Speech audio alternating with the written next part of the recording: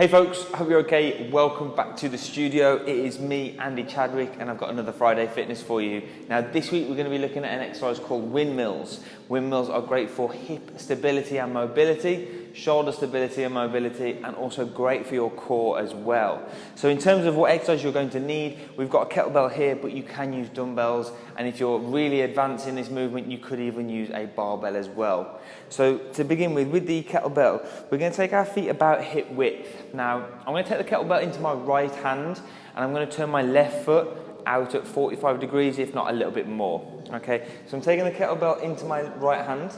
From here, I'm going to stand on up, and I'm going to bring the kettlebell up into a top position here that is racked, and the kettlebell is resting on the forearm. So again, my left toe is turned out 45 degrees, and from here, I'm going to kick my right hip back. So watch again, my left toe is turned out, the kettlebell's above my right shoulder, and I'm going to kick my right hip back. From here, my left hand is going to be on the inside of my left thigh, and I'm going to keep the dumbbell or the kettlebell or the barbell, whatever you're using, in line with the shoulder, and I'm going to lower down nice and controlled as far as I can, feeling that stretch all down that left inside thigh and the outside of that right leg into that right hip. Again, the kettlebell is still pointing up towards the ceiling. From here, I'm going to come back up. So again, notice the kettlebell is in line with the arm. Okay, the arm is nice and straight, and that hand is pointing up towards the ceiling the entire time. I'm kicking my right hip back, and I'm going to slowly lower myself down, reaching down the inside of that left thigh, keeping the kettlebell up towards the ceiling. You only go as far as you can go. If you find that you can only get to the knee before you start to feel any difficulty in terms of mobility, in terms of sensation, or I don't want to say pain, but if you experience pain with this, you should probably quit the exercise and seek professional help. From here, again, at the top, kick it back, that right hip, lower it down as far as you can go.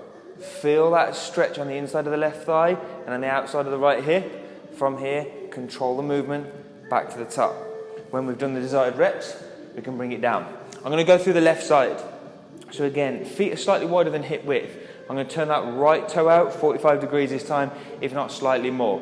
From here, take hold of the kettlebell into my left hand, and I'm going to bring that kettlebell up and catch it at the top. Again, dumbbell, barbell, whatever you're using. Set yourself up from the top.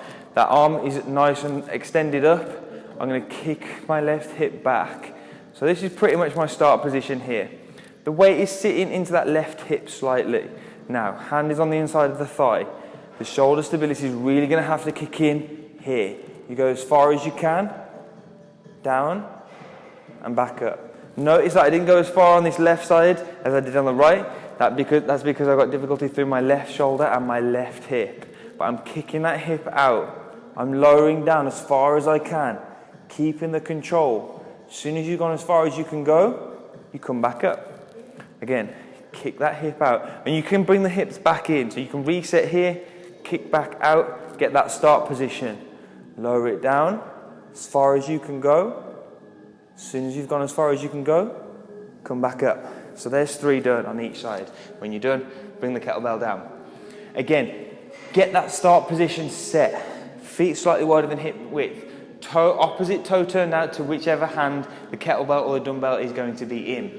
Set your hip, lower down nice and control on the inside of that thigh or the opposing thigh. Keep that shoulder and keep that arm nice and in line, hand pointing towards the ceiling.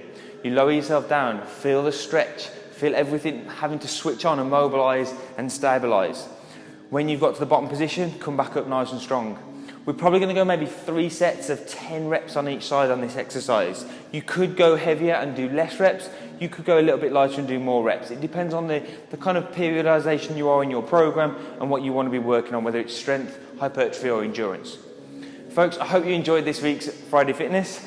Please do go ahead and give it a like, subscribe, and we'll bring you more content. If you've got anything you want to see, post it down below and we'll bring you this content weekly. Thank you very much for checking the video out, and I'll see you all next week. Peace out.